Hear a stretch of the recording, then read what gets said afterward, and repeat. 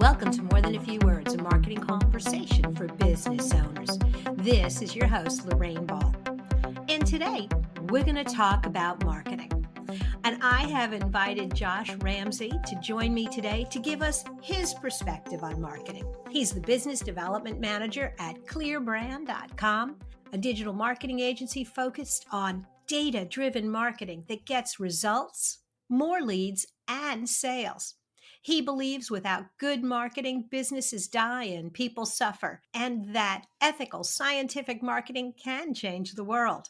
Josh, you're a man after my own heart. Welcome to the show. Thank you so much, Rain. I am definitely going to up my game when it comes to my speaking voice. You are so clear and enunciated. I think you've taken some communication, some skill points there straight out of the bat. So thank you. So happy to be here and happy to share value. Thank you for being a part of the show.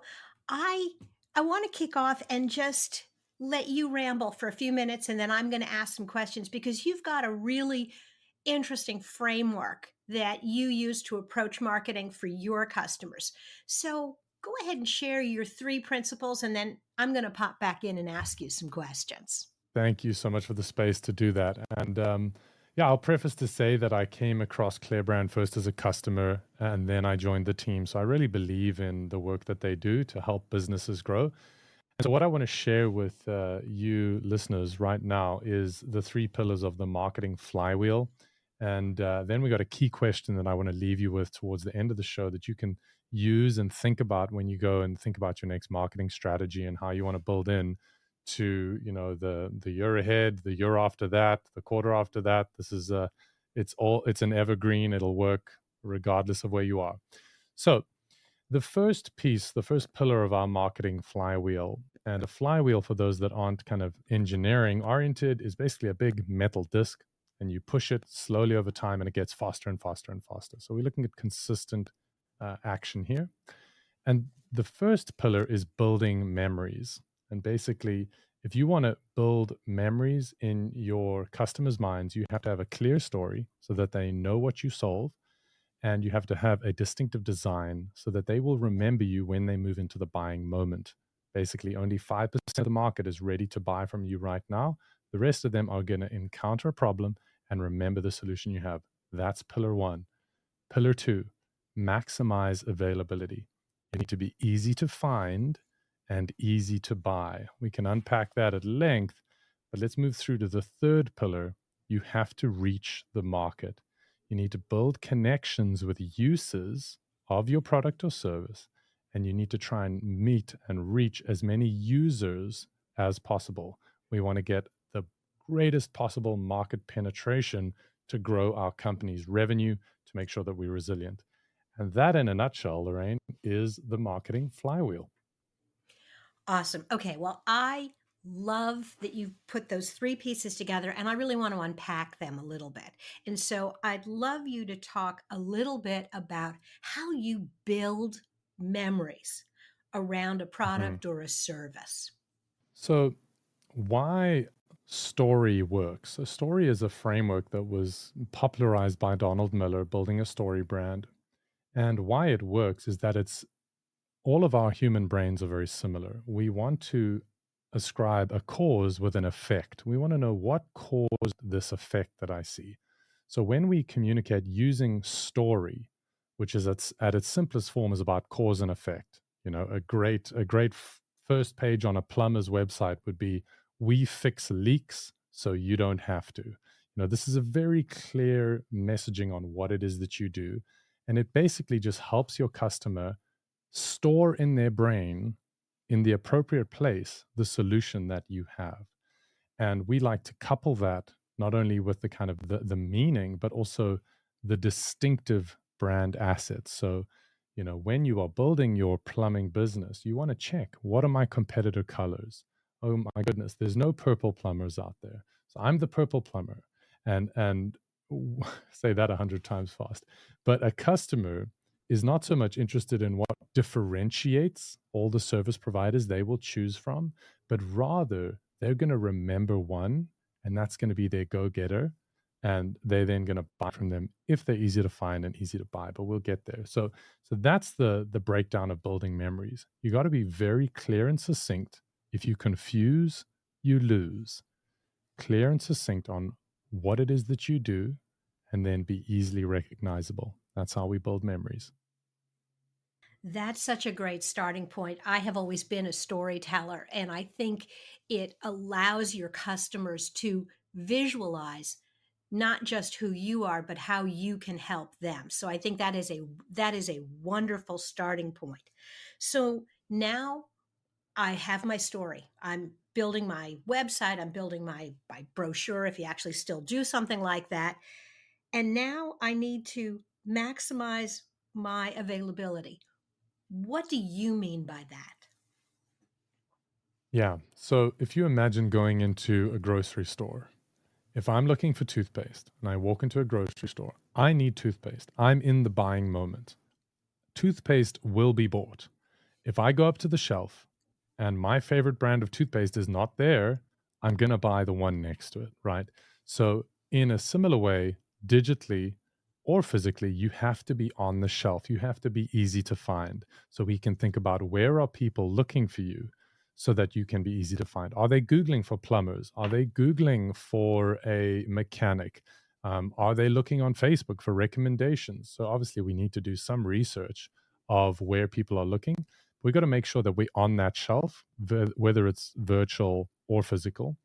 And then aligned to that, we have to be easy to buy. So we have to have competitive pricing. We have to be as few clicks from finding to purchasing or getting a meeting or whatever it is.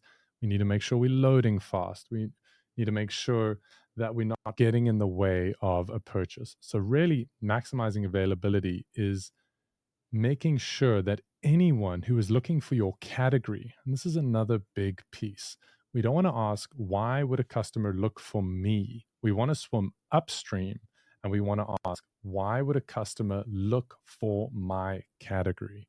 And that is going to help us make sure that we are available wherever we need to be to get into that buying moment.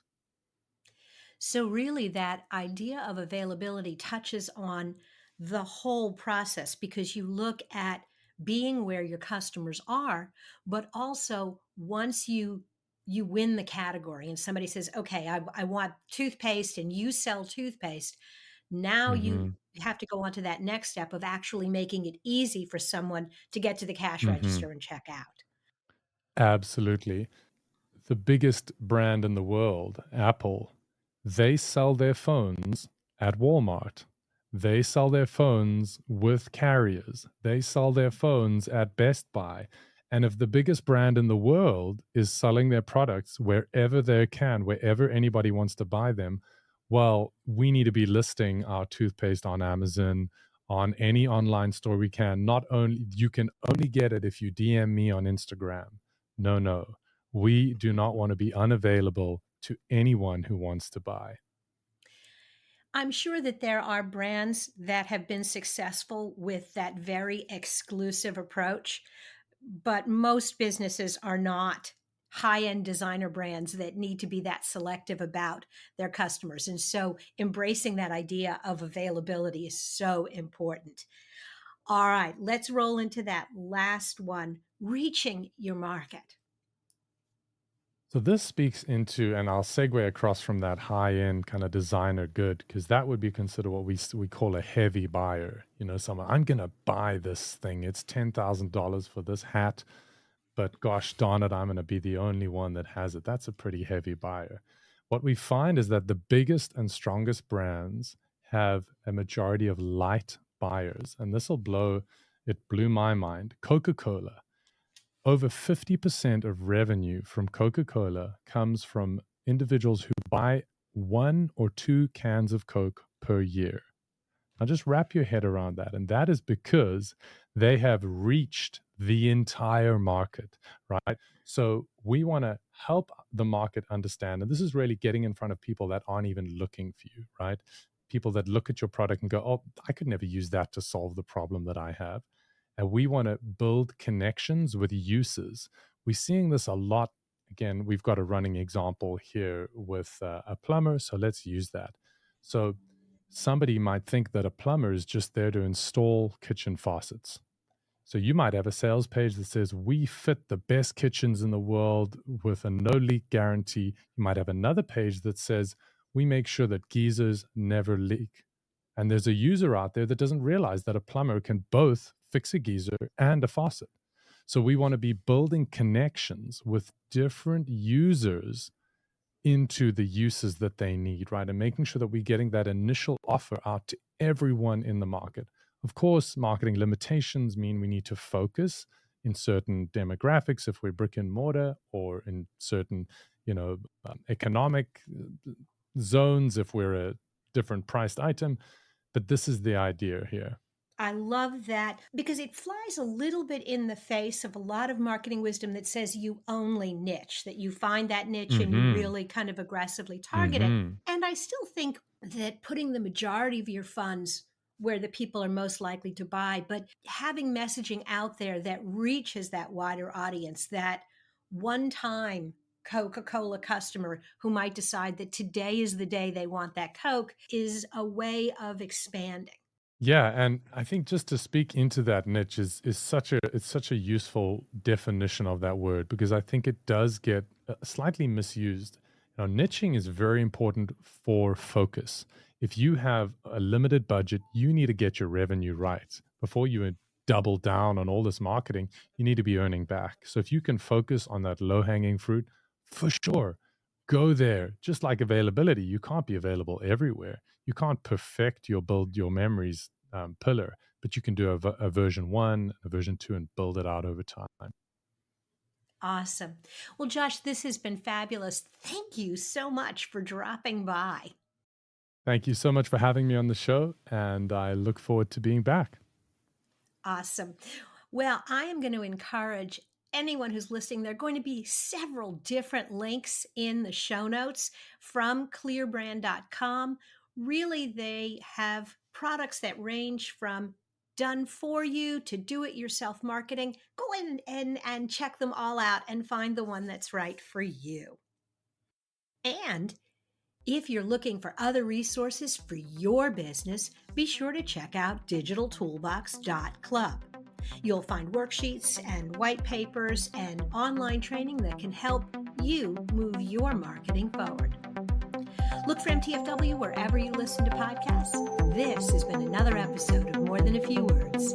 Thanks for listening.